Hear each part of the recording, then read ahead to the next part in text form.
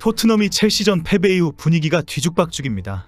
포스텍은 선수 탓을 하고 축구 매체와 전문가들은 포스텍을 맹비난하고 있습니다. 6주 부상을 당한 로메로도 쓸데없는 잔 기술 부리다가 스스로 무너졌다는 비판을 받고 있습니다. 이 와중에 솔란케와 브레넌 존슨의 손흥민에 대한 극찬이 화제가 되고 있습니다. 첼시전 패배로 자책하고 있는 손흥민을 토트넘 팬들이 적극 감싸고 있습니다. 솔란케는 프리미어리그 사무국과의 인터뷰에서 손흥민과 함께 뛰는 것이 어떤가라는 질문을 받았습니다. 솔란케는 질문이 떨어지자마자 와우라며 먼저 감탄을 하면서 손흥민과 함께 뛰고 있는 소감을 말했습니다. 솔란케는 솔직히 말해서 정말 믿을 수가 없어요. 그의 재능, 양발 능력, 자신감, 드리블 능력, 리더십 같은 모든 것을 가진 선수이다라고 말했습니다. 이어 손흥민과 함께 할 수 있어 기쁘고 앞으로도 손흥민과 계속 플레이하는 것을 기대한다. 손흥민의 결정력은 최고 엘리트 수준이기 때문에 앞으로 더 많이 보게 될 것을 확실히 믿고 있다라고 덧붙였습니다. 솔란케가 손흥민을 인정하며 손흥민과 함께 오래 뛰고 싶다는 희망을 밝힌 것은 토트넘 팬들에게 큰 화제가 되고 있습니다. 토트넘의 팬 커뮤니티 사이트인 스퍼스웹은 솔란케의 발언을 소개하면서 손흥민의 능력을 깎아내려서는 절대 안 된다라고 주장했습니다. 손흥민은 자신의 경기력에 실망하고 있지만 우리는 손흥민을 반드시 붙잡아야 한다면서 지금 곧 놀라운 질주를 펼칠 것이다라고 강조했습니다. 스퍼스웹은 브레넌 존슨의 데일리메일 인터뷰를 자세히 소개하면서 손흥민이 토트넘 선수들을 완전히 새로운 수준으로 끌어올리고 있다라고 주장했습니다. 브레넌 존슨은 당시 손흥민과 함께하는 것은 놀라운 일이다. 그의 모습에는 내가 오랫동안 존경하고 감탄해 온 것들이 정말 많다. 양발, 스피드, 리더십, 프로페셔널 등을 모두 가지고 있다. 가장 중요한 것은 정말 좋은 사람이라는 사실이다. 나는 그와 함께 뛸 수 있어 영광이다라고 말했습니다. 매체는 지금 토트넘의 중요한 사실은 모든 선수들이 계속 성장할 수 있도록 손흥민이 롤모델로 리더십을 발휘하고 있다는 것이라고 지적했습니다.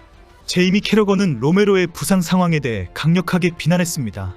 로메로가 토트넘 박스 안에서 쿨루셉스키에게 위험한 플릭과 드래그백을 하다가 부상을 입었기 때문입니다. 플릭은 공을 살짝 건드려 방향을 바꾸는 것이고 드래그백은 발바닥으로 공을 잡고 컨트롤을 하는 것입니다. 캐러건은 이 과정에서 로메로의 허벅지에 무리가 갔다는 것입니다. 로메로가 공을 발등이나 인프런트로 잡아 안정적으로 패스를 해야 하는 것은 기본인데 위험한 기술을 자꾸 부린다는 것입니다.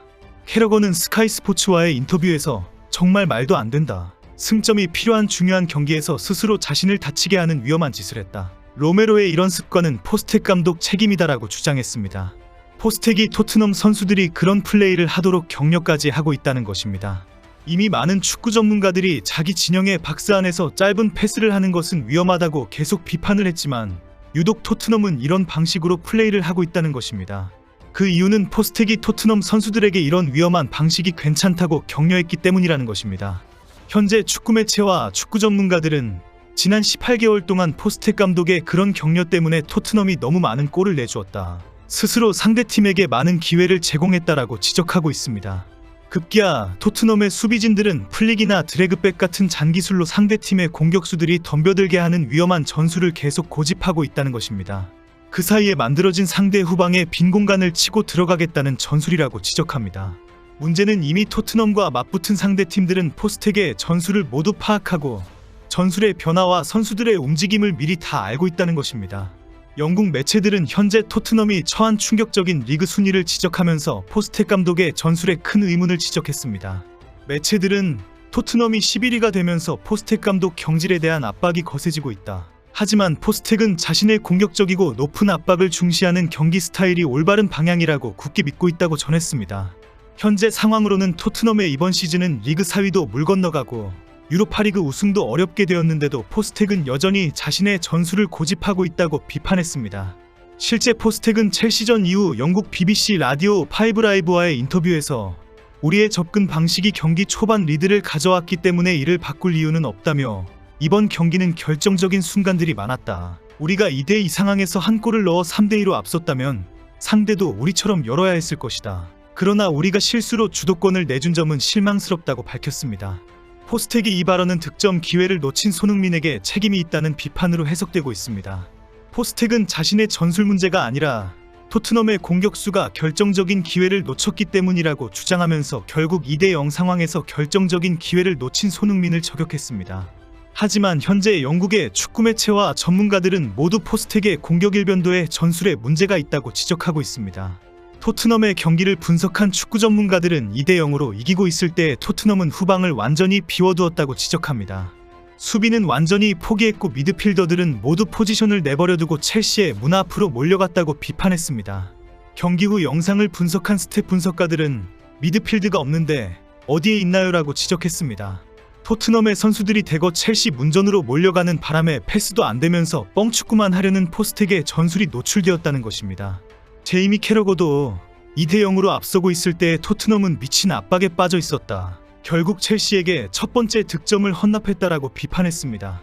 제이미 캐러거는 닥치고 공격 전술 하나만으로 플레이하려는 생각을 이제 버려야 한다. 바뀌지 않는다면 포스텍은 다음 시즌 프리미어리그에 없을 것이다라고 지적했습니다. 특히 축구 매체들은 토트넘의 공격이 중구난방으로 이루어진 이유에는 너무 많은 선수들이 공격과 득점에만 집중하고 있기 때문이라고 지적했습니다. 결국 공격도 수비도 모두 문제가 터졌고 결국 실점과 역전패로 이어졌다는 것입니다. 손흥민이 결정적인 기회를 놓친 것은 분명한 사실이지만 토트넘의 실점은 수비를 아예 포기해버렸기 때문이라는 비난입니다. 포스텍은 이어 2번의 페널티킥을 허용하게 한 비수마와 사르를 겨냥했습니다.